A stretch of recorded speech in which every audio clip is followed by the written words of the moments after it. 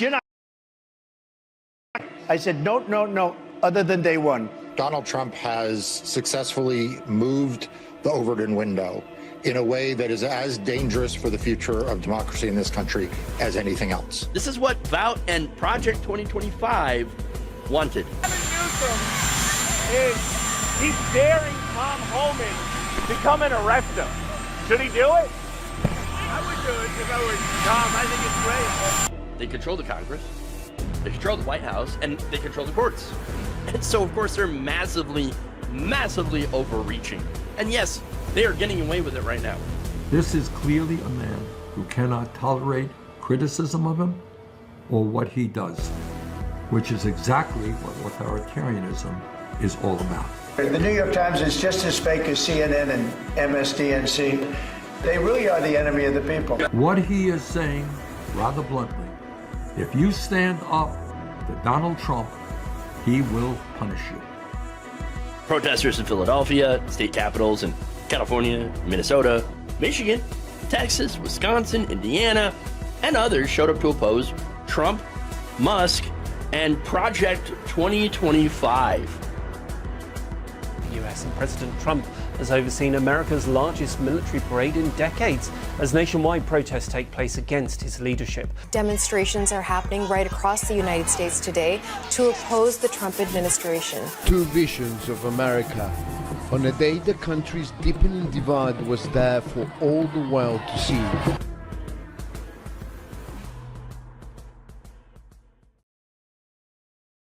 Good afternoon, everybody. Welcome to the show. I'm your host, Jeff Waldorf, and you are watching Logically Left right here, YouTube, Facebook, Twitch, on all the basically all the big platforms. Okay, nope, not on Kick or Rumble. Sorry to say it. Okay. Anyway, isn't it weird how the right has just basically segmented itself into its own alternative reality media ecosystem? Fox News, all these conservative media, platforms, as I had mentioned before, X. All of it is just been creating and reinforcing their entire reality, which is not the reality that you and I share. The real world. Okay. And so, look, it is pretty bizarre. But anyway, speaking of alternative reality, we've got Fox News. We'll talk about that. Comparing slavery to plane crashes. What? It's weird. It's bizarre. I'm going to talk about it. We've got Nancy Mace, of course, who is she's trying to be governor of South Carolina. Okay. And so it's how's it going? Apparently not well. At least if you're talking about her crowd sizes, okay, at some of her events. One of them, oh boy, that's rough. I'm going to be talking about that. Talk about poor turnout. Then we have Donald Trump's health. More pictures of Trump's hands. Tiny as they are, people have noticed other things about them, which, is fueling some questions about his health. And so I'm going to dive into it. I haven't yet. Okay. But, since I am not a doctor, okay, but we're going to do it anyway. We're going to look into it. There's, again, they have offered an explanation for what's going on. So then we have, of course, Abrego Garcia arrested yet again, this time by ICE, and is being threatened with deportation to Uganda. So I've got the details on that. What happened? Again, just got his freedom from the other BS arrest, but now here we go again. They're really putting this man through the ringer. Okay. And there is a reason for it. Beyond, the Republican Party's racist. Beyond that, but also based on that. So we're going to talk about that. And then yeah, that's pretty much it. That's what I've got today. Please like and share the stream if you haven't already. And yeah, welcome to the show. It's gonna be a disaster. Not the show itself, but the stuff that we're talking about. Yeah. It is funny. Before I dive into it, on Friday there was some butthurt conservatives that were talking about the show in the Facebook feed. That show sucks. Well, yeah, that's because I'm talking bad about your God King. Of course, you're going to think that sucks. Anything that does not fit your predetermined reality, you are going to think is terrible and is the worst thing ever. But it is funny that those same people, many of them will show up and watch lefty streams and then get mad about it. It's almost like they're obsessed. They're kind of hooked on getting mad.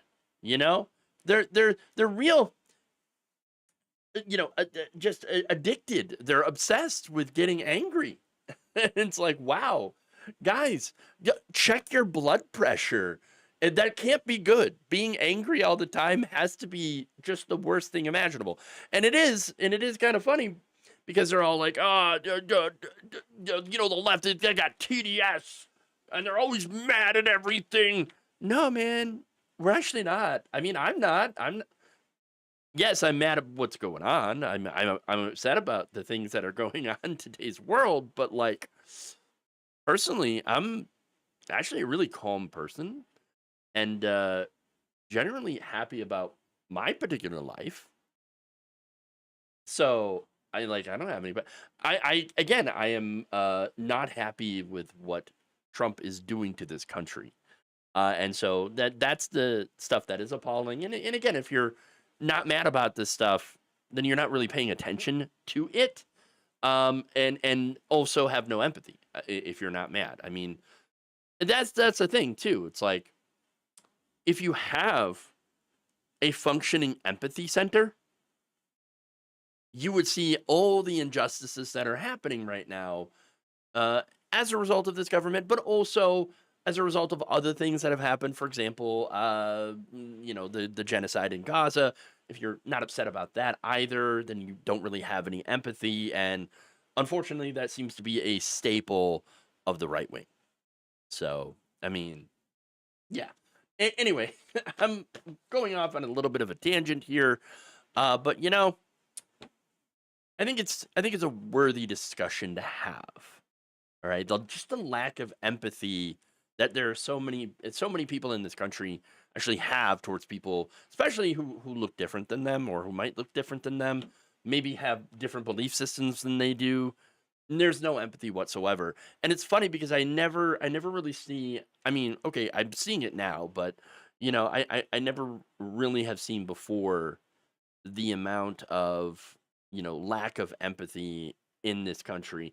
And it's even coming into the Democratic side, because there's a lot of Democrats now that I'm seeing online that do that also, they no longer have that empathy for example, Trump voters that are caught up in some of the negative impacts of this administration, losing their businesses, etc. And it's like, well, I'm sorry, but I'm fresh tapped out of empathy.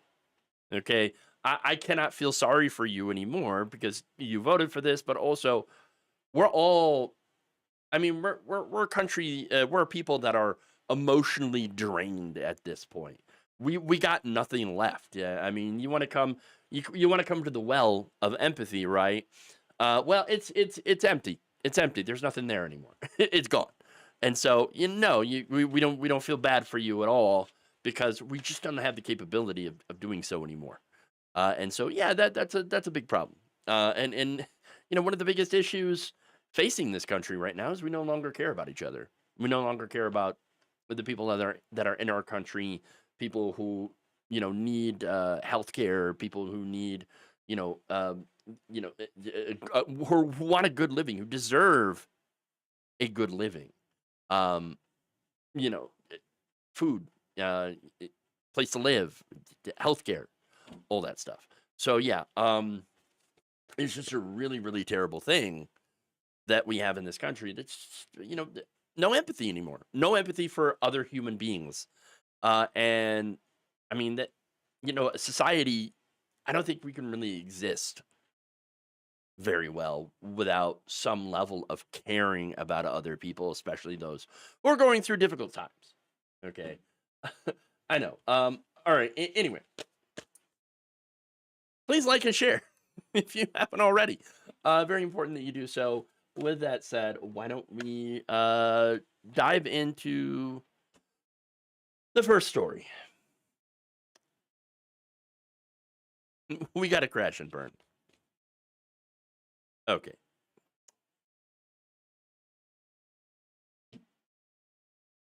Supporters of President Donald Trump are continuing to defend his criticism of museums like the Smithsonian over having exhibits on things like, I don't know, the historical events like slavery, for example. Clay, Donald Trump is very media savvy, and he had to know that using that phrase about slavery would spark an enormous backlash. I think he's right. Look, the Democrat Party is at historic lows in support because they focus almost exclusively on the things that America has done wrong.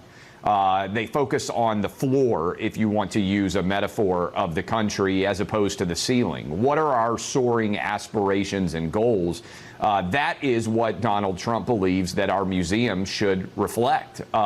Look, I took my son to the Smithsonian, I think the Air and Space Museum. They do a fabulous job of putting on the history of air and space.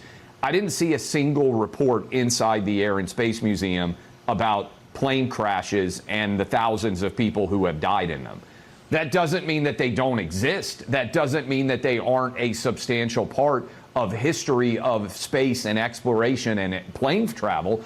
But the Air and Space Museum, by and large, is an aspirational story from Orville and Wilbur Wright all the way up to the modern day space station and beyond. And you leave, as I left with my sons, incredibly excited about the future. I think that's what President Trump wants the story of other Smithsonians to be like. Other Smithsonians? You mean other museums? Because that's what they are. There's only one Smithsonian. Okay. So hold on. So we can't talk about disasters then? Well, I mean, yeah, it doesn't mean that they're not a substantial part of the history. I just don't want to talk about it. Oh, you don't want to talk about the bad stuff. You just don't even want to talk about the good stuff. Oh, okay. But here's the thing. Again, you admit that this is an important part of our history, right? How do we learn as human beings? We mess up, and then we learn from our mistakes. And so, for example, the Challenger disaster is a kind of a big moment in space flight right there, and we learn from that. And so, I mean, look, you can't ignore the bad stuff and only focus on the good, because again, if you do not learn from the bad history, then you're going to repeat that bad history.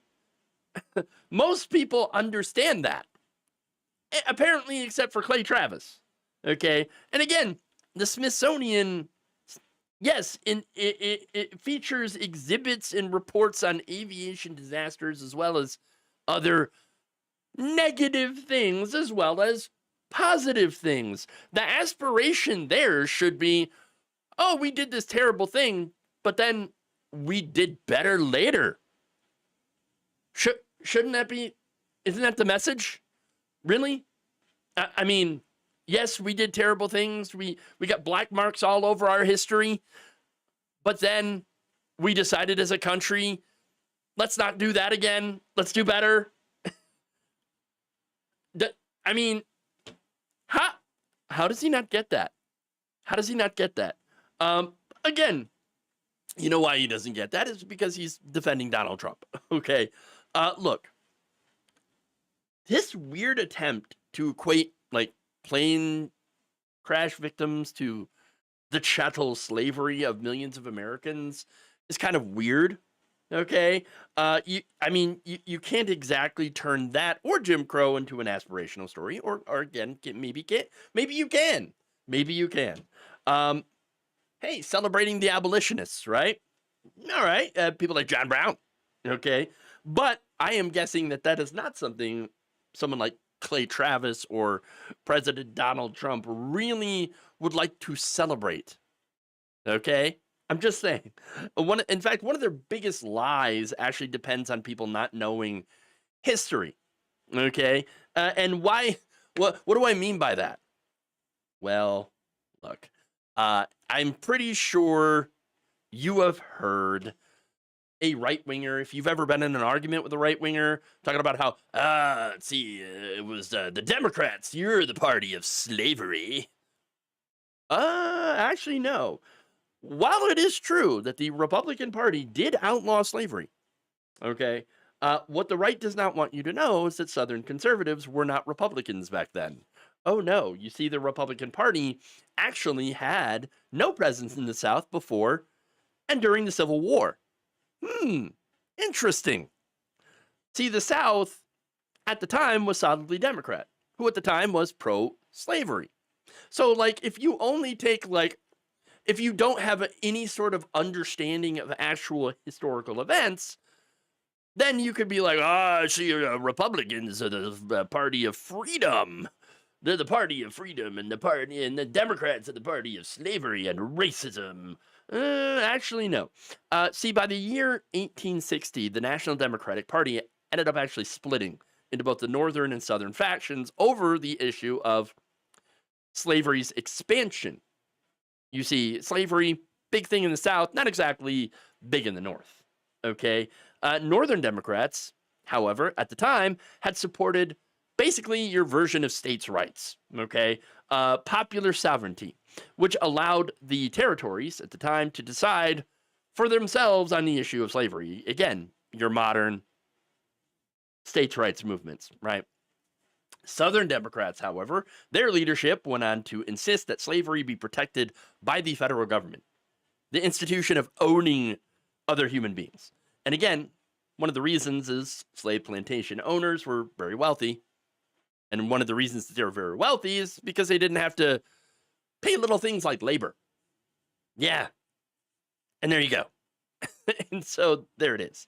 Now, that said, the Republican Party of the North eventually became dominated by wealthy businessmen. As the North had industrialized, the South did not. Now, as a result of that, they tended to favor laissez-faire policies, neoliberal policies, which support big corporations, big business. Now, a lot of those same business owners eventually got into politics. They ran for office, and after they won, they gave up on Reconstruction. That's it. They gave up on Reconstruction.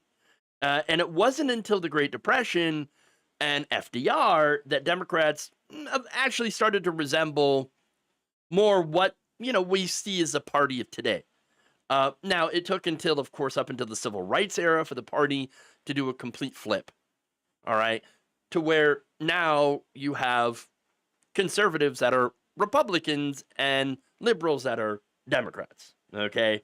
In 1964, President Lyndon Johnson signed the Civil Rights Act into law, leading black voters who had historically been loyal to the Republican Party because of the 1866 Civil Rights Act to switch en masse to the Democrats. And there you go. As a result, the Southern Democrats switched over into becoming Republicans. So that's a lot of information. Obviously, there's, a lot more to it. A lot of nuance and stuff, but that's essentially the gist of it, okay? And the reason I bring it up is because, once again, you have all these Republicans saying, Democrats, party of racism and slavery, and now Republicans couldn't possibly be racist. Are you sure? Again, this is why history is important, all right? And why Trump and Republicans are now attempting to erase that history. Look, on Thursday, the White House released a bullet list of exhibits at the Smithsonian, as well as educational programs that kind of trigger them. They want to get rid of, okay? And you're not going to be surprised by any of them. I'm not going to go through all of them. But just for example, right, they want to get rid of the National Museum of African American History and Culture, which covers white privilege. Yeah. Not only that, but the American History Museum's exhibit on Benjamin Franklin, which directs visitors to learn more about the enslaved people in his household. They also want to, get rid of the LGBTQ plus history exhibit. And not only that, but they want to change the American History Museum's American Democracy exhibit. Here's what it said on the White House page. They say that claims that voter integrity measures are just attempts to minimize the political power of new and diverse groups of Americans, while its sections on demonstrations includes only leftist causes. The document in which this comes from reads like a post on Glenn Beck's blog. Okay, that's really it. It would be comical, but it's, again, literally on the official White House website. It's a government document, and so not good. We have a government that is basically hostile to facts. It is hostile to history, which is kind of ironic because these are the same people that claim that taking down the statues that celebrated Confederate generals was erasing history, which it's not, because they're still in history books. I mean, still in museums, some things like that. What a statue is that it essentially commemorates as well as celebrates certain individuals. Just saying. And again, the whole idea of, you see, you're not going to learn history if you take down a statue. No, that's a ridiculous argument. It's not true. No, there's really only one reason why someone would want to actually erase history. It's when you would like to repeat it. Okay, that's one of the problems. Repeating all the horrible mistakes we've made as a country. I mean, we are already repeating some of these things. For example, Japanese internment, right? During World War II, the U.S. government rounded up Japanese people and shoved them into camps. Sound familiar? Instead of Japanese people, it's immigrants from Central America, generally. Not good. And of course, we know from history that it doesn't really stop with one group of people. Okay, again, it never does. And if you actually know and study your history and are allowed to do so, then you would know that. And know that we are heading down a very, very dark road that will, in the future, people will look back, because it will be their history, and they'll be like, what the hell were these people thinking?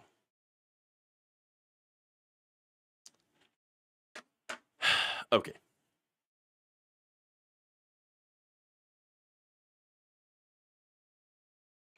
Moving on.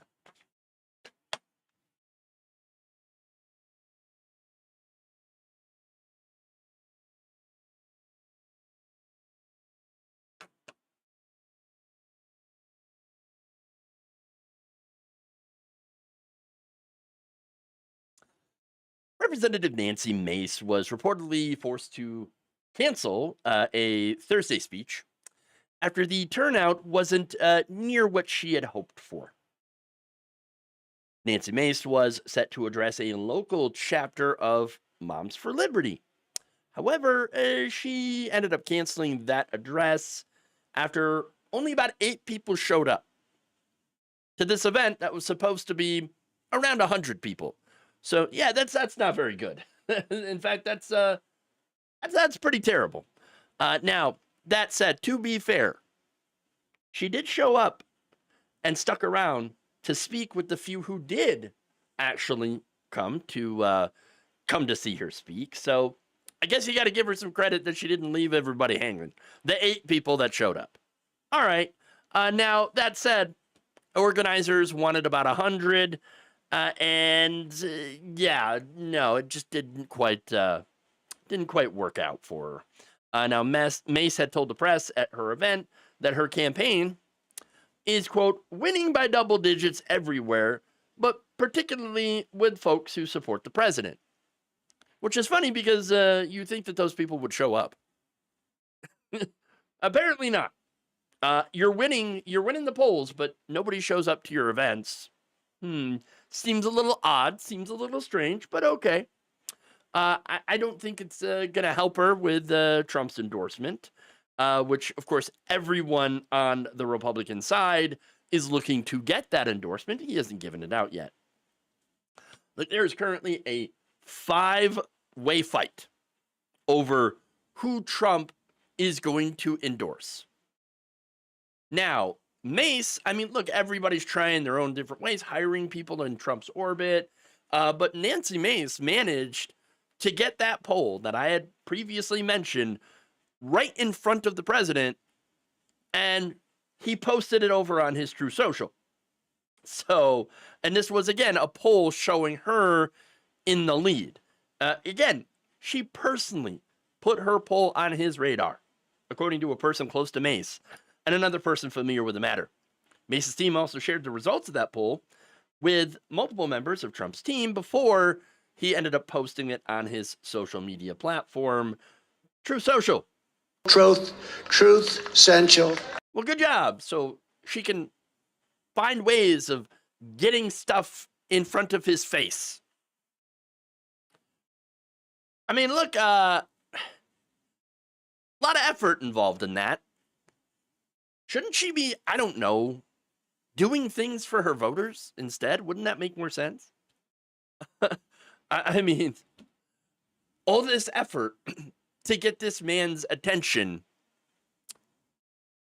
whereas really you would think that it would make more sense for her to actually do things that help her voters so that they will turn out. Again, it doesn't make sense, but to me. But anyway, doing all that does not mean that he will give her his endorsement. Right now, Trump and his allies I think that they're waiting to see who ends up winning this 5-way primary, or at least, who makes it to like a runoff or something. Look, one of the ones who was running against Mace is Attorney General Alan Wilson, who said, quote, "I do not believe the president is inclined to get involved in this race anytime soon." Oh, interesting.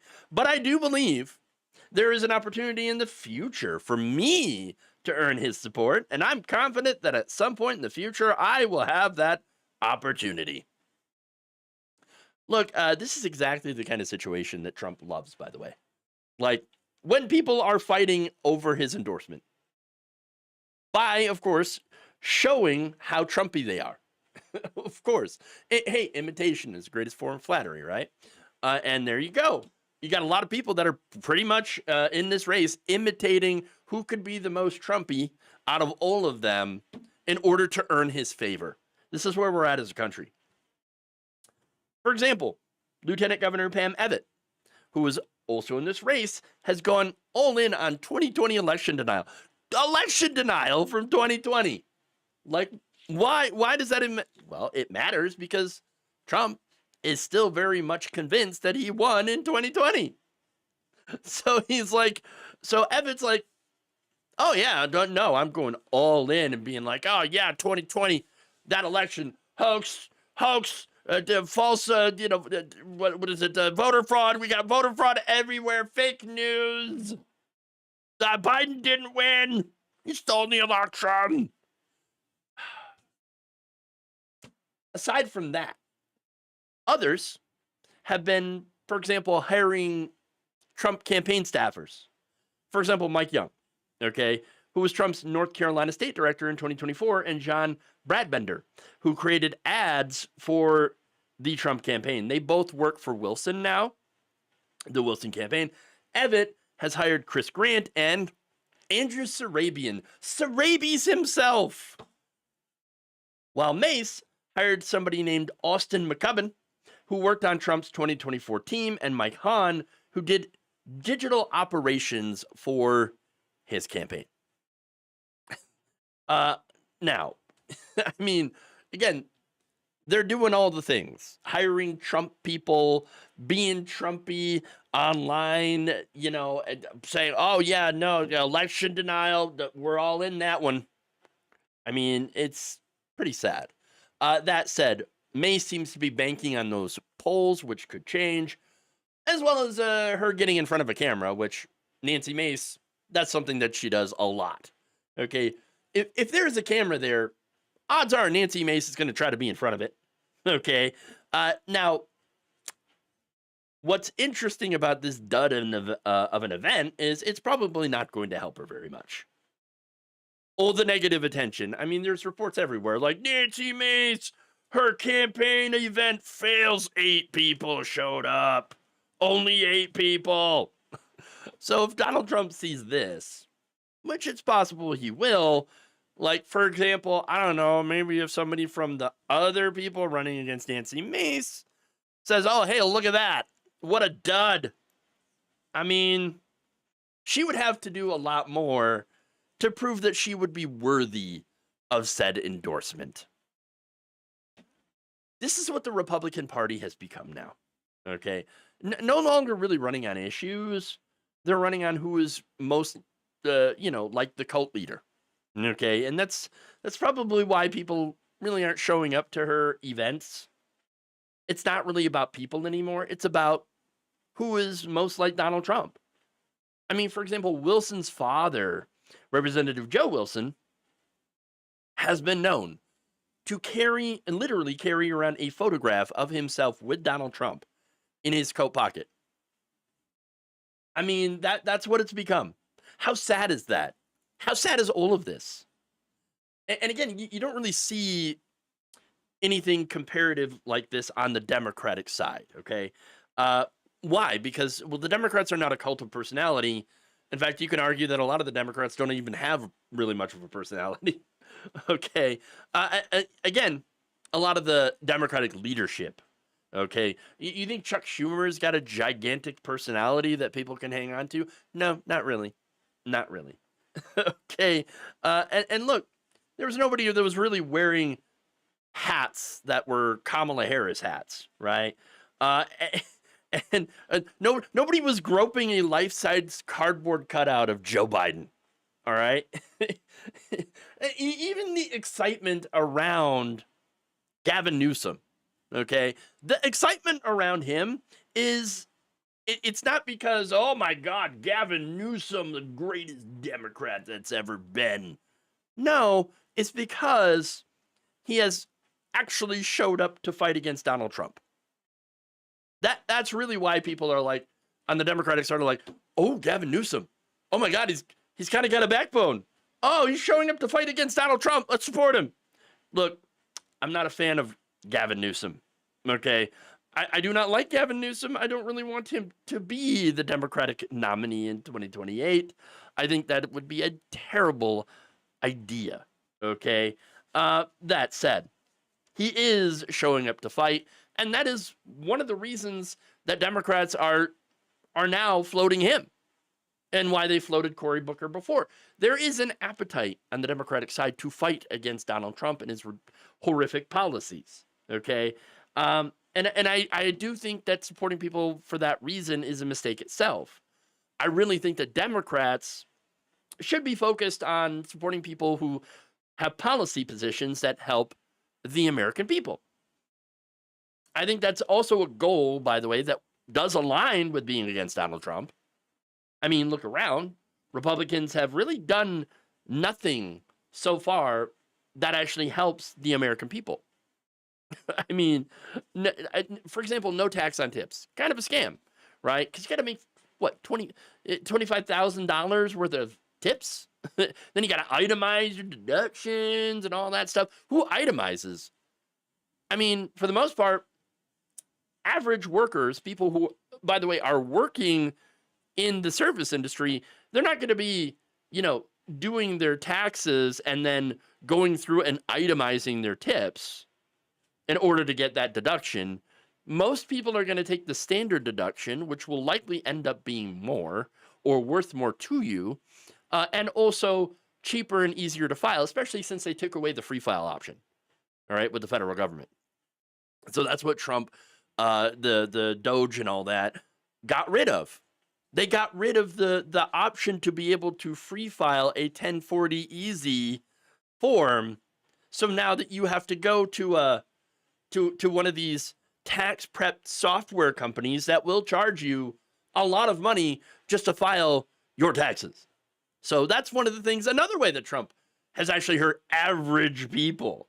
So that's a scam. You also have, of course, tariffs that are making things more expensive, inflation that has gone up, unemployment that is up. You've got health insurance costs that are getting ready to explode. But hey, rich people got a tax cut, so there you go. Oh, right, that doesn't help average people. Okay. Look, at the end of the day, Republican policies and people, for example, like Nancy Mace, her war on transgender people, that is not going to help you afford groceries. And I'm saying that the whole time. The issues that Republicans are so focused on don't actually help average people. Again, trans people in sports, that's not going to help you afford a mortgage. Okay, going after those. Okay, the Republican Party has pretty much nothing for you if you're an average person, except for the politics of imagined grievance. Okay, and that's it. And hey, look, you can criticize the Democratic Party for not really offering anything of substance either. I get that, but at least they're not out there trying to make your lives worse like Republicans.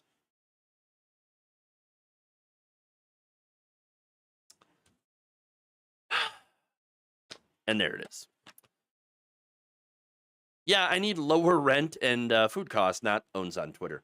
Exactly. Look, and I do enjoy the trolling. Don't get me wrong.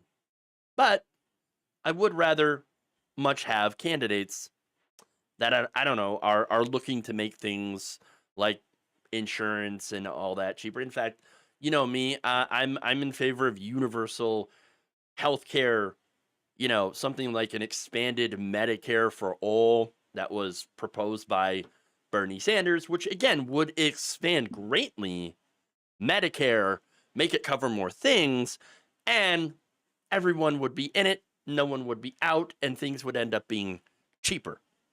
See, that's the kind of policy that I think the Democrats should be running on and currently refuse to do so.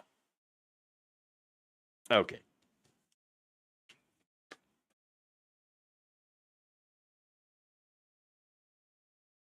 Oh boy. Mace is a medieval weapon for bashing people's heads in. Oh boy. All right.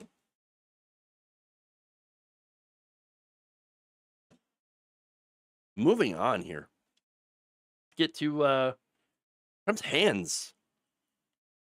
The tiniest hands. Okay. A lot of people out there have been noticing some weird bruises on President Donald Trump's hands. First his right hand, now his other hand. I mean, we got weird, you know, miscolored splatches on his hand, and it's, you know, real strange. In fact, look, the 79-year-old has been attempting to smear makeup all over it in order to hide this bruising, which look, it just makes it worse. Okay, you're not helping the situation. All right, look, I mean, what is that? The hell is that? I mean, it's gross. And it's really, really, really gross. But anyway, I mean, just you're not hiding anything with that. You ain't hiding shit. All right.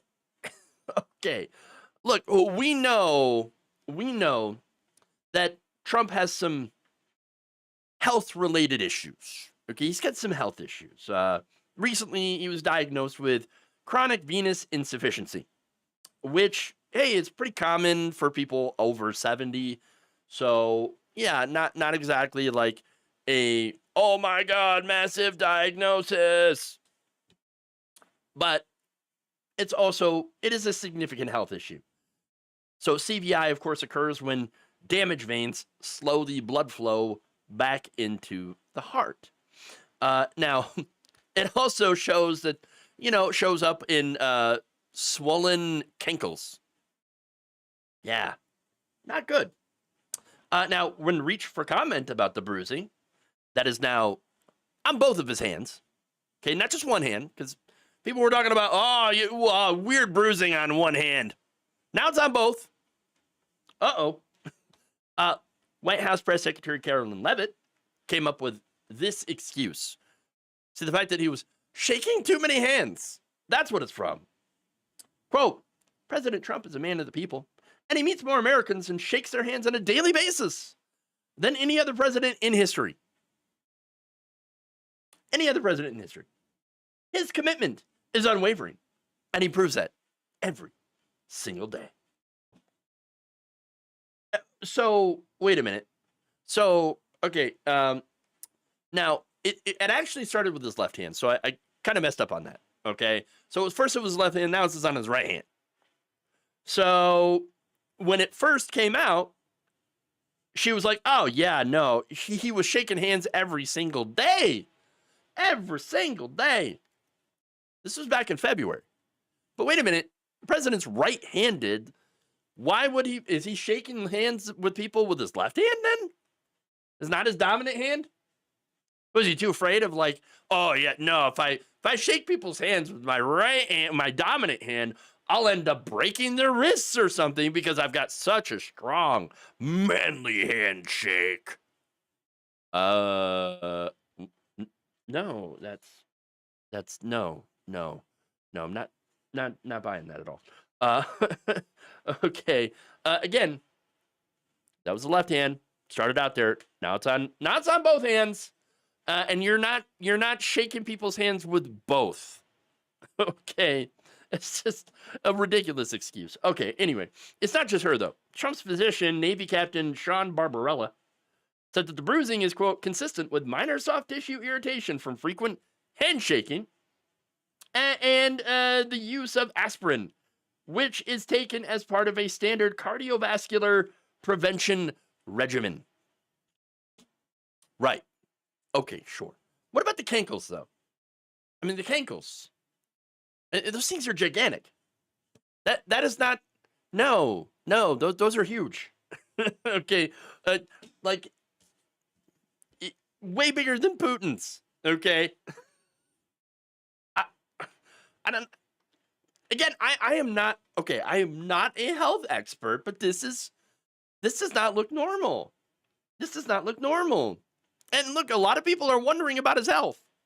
Okay, and one of the things that I say a lot is the man. I don't know. It just feels like he's a cheeseburger away.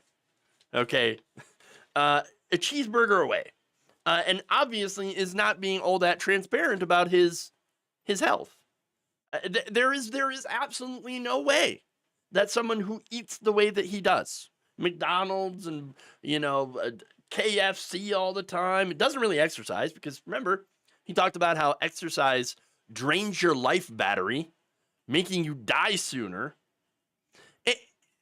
I'm not buying that someone who does that, who lives like that, could be in perfect health.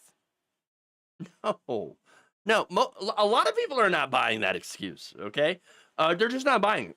And for example, there was a poll done in May by The Economist/YouGov, and it found that about 45% of respondents believe that Trump has not been transparent about his health.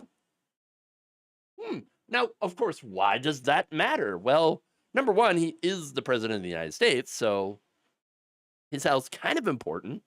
But also, one of the main themes of his campaign against then President Joe Biden was that Biden's too old. Yeah, he's not with it. He's too sickly. He's not mentally fit. He's not even there. He doesn't even know he's alive. Wait, okay. Well, Trump doesn't exactly seem mentally fit. Okay, I'm just saying. And physically, I mean, with all this stuff that's coming out, physically, he's also not doing the greatest. And I don't think another coat of terrible makeup on his hands is going to convince anyone otherwise.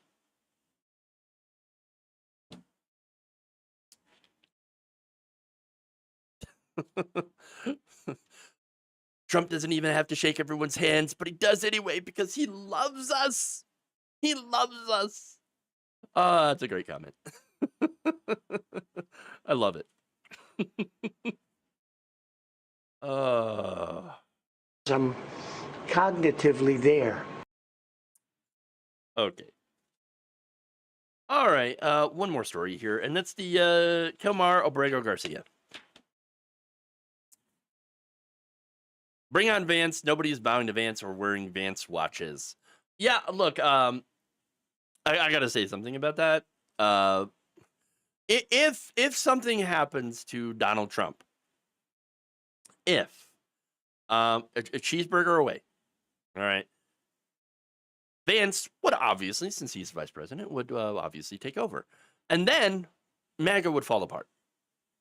You think that J.D. Vance would be able to hold together a cult of personality built around Donald Trump? You think that that would happen? You think he would be able to do that? A lot of MAGA doesn't even trust him. Okay. Trump barely trusts him. Okay. So, I mean, with, taking over. So, I mean, come on. There is absolutely no way. And of course, yes, he would be memed to oblivion. Memed to oblivion. All right. I mean, you'd see the bald-headed, yes, I know. I know the irony about that, right? But the weird bald Vance meme everywhere. We already do see it everywhere. And so, yeah. It's not gonna go very well for him if he takes over. And so there it is. All right, anyway. Let's move on here.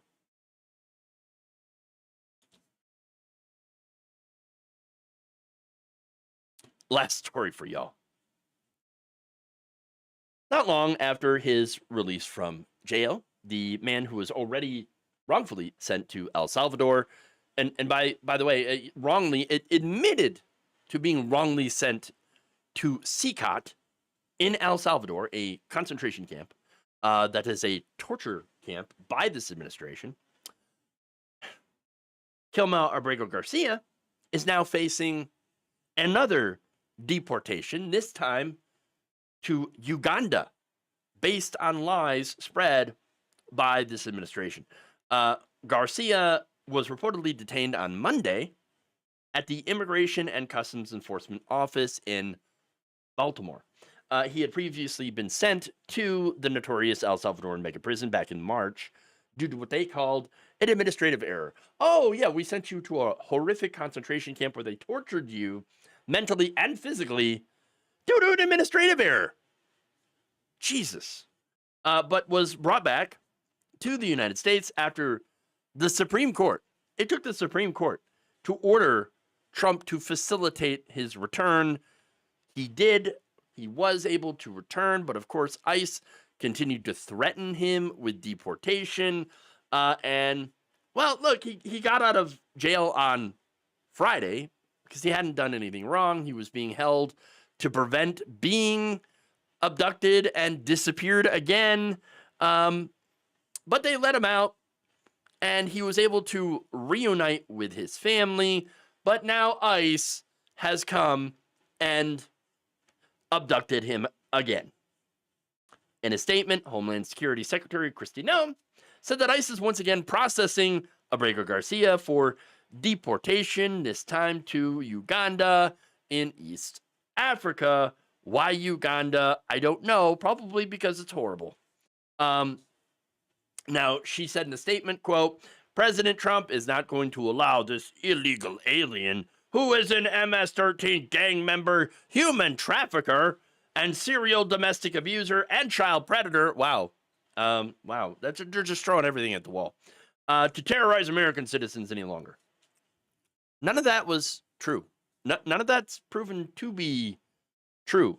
I mean, the most they could get him for was, I guess, maybe a domestic dispute with his wife. That's about it. Look, this man has already pleaded guilty to not guilty to migrant smuggling charges. Okay, so they're going after him and saying, "Oh, you're doing human trafficking. You're a human trafficker." Release the Epstein files. There's a lot of trafficking in that. Trump might have been involved in. I mean, they won't release that. Won't release that. But they're accusing Abrego Garcia of human trafficking with spotty evidence at best. Right? Spotty. Once again, there was a 2022 traffic stop, which they based this human trafficking charge on. And not only that, but, and look, that did not actually lead to any charges at the time because they didn't have the evidence to do so. And he's not been charged over any allegations of child abuse. Not only that, but there's no real evidence that Abrego Garcia has any connection to MS-13. The reason that they're going around saying that, basically was unproven accusations, was because of a disputed informant. So an informant that came in 2019 and said a bunch of stuff. The information that was given by this informant has been disputed. So, I mean, there's that. Look, I mean, they're claiming that he's MS-13 because he has tattoos. Tattoos. That's it. And again, that's super, super weak, super thin. Okay? Look, they're just coming after this guy because they want to terrorize him and other immigrants. That's really it. Now, shortly after his release on Friday, the Maryland man was told that the Trump administration was working to come after him again to deport him. Sean Hecker, one of Abrego's attorneys, said the Trump administration had also offered him a plea deal. And that would see him deported to Costa Rica if he pled guilty to charges of human smuggling, which, again, he didn't do. So he's like, no, I'm not going to take this ridiculous deal that's going to see me deported. No. I didn't smuggle anybody. So what's wrong with you people? Now, outside of the ICE office, Abrego Garcia had his own message to other people, many of the immigrants who are also facing similar kinds of situations at the wrath of the Trump administration. In fact, he said to all the families who have also suffered separations or who live under the constant threat of being separated, I want to tell you that even though this injustice is hurting us hard, we must not lose hope. Yeah, and there you go. Another one of his lawyers, Simon Sandoval Mosenberg, said outside the Baltimore Detention Center that Abrego Garcia's legal team has asked ICE why their client was being detained in the first place, but did not receive any answers. Of course not. Of course not. Sandoval Mosenberg said that the ICE officer also did not say which detention center he was being sent to. Not only that, but he showed up to the ICE office under false pretenses, right? So they said, oh, no, come and show up. I mean, we got to interview you, as part of your conditions for release. And he's like, okay, yeah, of course, I'll show up. Well, this is what happens. This administration, they lie. They set traps for people to come arrest them. That's it. That's what they're doing. Sandoval Mosenberg said of that, quote, clearly that was false. Clearly.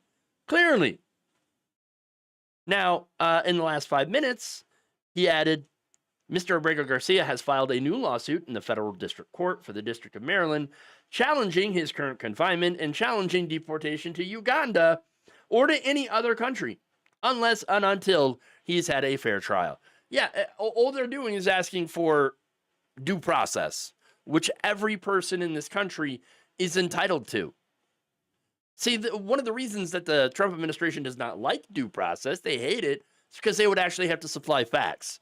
That he is an MS-13 gang member, that he did human trafficking. I'm pretty sure they don't have any evidence to prove either of these things, and yet, here's Ice Barbie coming out and smearing him, essentially.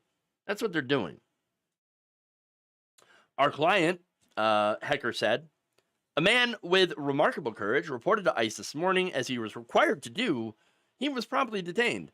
The government now seeks to deport Mr. Abrego to Uganda as punishment, notwithstanding that Costa Rica is willing to take him in as a refugee. The government's campaign of retribution continues because Mr. Abrego refuses to be coerced into pleading guilty to a case that should have never been brought. Look, this case is infuriating because, look, you can clearly see that they're going balls to the wall against this man to make an example of him, to intimidate him, to scare other immigrants into leaving the country and not standing up for themselves. And then, look, it's working. Unfortunately, over 1 million immigrants have already left this country this year, 2025. According to a new study by the Pew Research Center, there was a record of 53.3 million immigrants in this country in the U.S. in January. However, after Trump took office for the second time and then did 181 executive orders on immigration, now, at least according to June, in June, that number has dropped to 51.9 million people. So, yeah, over 1 million people gone. Either forcibly deported or they have left. And that's it. Look, this is what they're doing, okay? And the center also had pointed to those executive orders that have targeted immigrants, including the arrival of new immigrants and the mass deportation of non-citizen immigrants. Now, that's important because, look, non-citizen does not mean illegal, okay? You can be a resident here, a legal resident of the United States. A lot of people, millions of people, are legal residents, but it doesn't matter to this administration now. They're being targeted and deported anyway, okay? The majority of people that ICE is arresting are legal residents. They're not illegals. They're not undocumented, okay? Many of them, by the way, haven't even been convicted of a crime. But it doesn't matter to them. The reality is the right wing does not want them here at all. They don't want them here. They want to get rid of them in any extrajudicial way that they can. First, of course, they're going to take away temporary protected status that was conferred upon many immigrants, taking away green cards. We've seen that already. And so they're basically taking large groups of people who were here legally, taking away their ability to be here, to live and work here, and then claiming that, see, we got illegals. We got them. No. It's absolutely disgusting what's going on. And look, all it takes to be caught up by ICE is just to be a brown person. If you're a brown person in America, that's all it takes for you to be profiled, arrested, and possibly deported. All while being smeared by people like Ice Barbie. It's just absolutely unconscionable and disgusting. All right. Damn, that's the show already. That's fast. I don't even feel like I talked about that much today. But apparently I did. All right, so look, I've got super chat here as well as a supporter comment. First, let's go to the super chat from VMan29397, who writes, who asks, did I see the Political article where some of the Texas Republicans are freaking out that they dummy mandered Texas by mistake? In their effort to make 5 new GOP seats, they may have made 10 swing seats. I have not seen that article, but I will check that out. That I remember when I talked about this at first, that there was that possibility that they could screw themselves in that way while trying to redistrict And oops, it is. Hey, you know what? If they did accidentally screw themselves into dummy mandering, I was saying too. I was like, oh, I hope that they're right. I hope I'm wrong that they're trying to, or that they will make it so that they get an additional 5 seats. Well, I mean, hey, make 5 more Republican seats, but then now you've got 10 swing seats. Oops. Yes, swing seats don't mean that that the Republicans will lose, but if there is a significant enough backlash, especially from the Latino community, and Democrats can get their act together in Texas, those 10 seats obviously would negate the 5 that they're guaranteed to win, which, yes, would be an absolute hilarious dummy mander. Oops. So, yeah, I will look into that. Thank you, VMan29397, for pointing that out. Super Chat, yes. Super Chat is a way for you to support the show and get your message read online. So, thank you for that. Also, Nadia Yvette Chambers points out James Q. Whitman's Hitler's American Model. And also, Greg Gutfeld on Fox says Republicans should probably call themselves Nazis. Yeah, and points out that it was Secular Talk that talked about that. Again, I'd have to check out that video, but I do remember, I think it was last week or something, that they're not exactly shying away from being called Nazis anymore. And so that's, again, who the Republican Party is these days. So thank you, by the way, Nadia, for being a member of the channel. Appreciate that. V-Man, thank you for the super chat. Very kind of you to help the show, both of you, by supporting it in those separate ways. Again, you can support the show by becoming a member, by hitting the join button below if you're on YouTube, Facebook. There are other ways that you can do that as well, by being a subscriber or donating stars. I believe that's what they're called. So yeah, do that. Check that out if you can, and only if you can.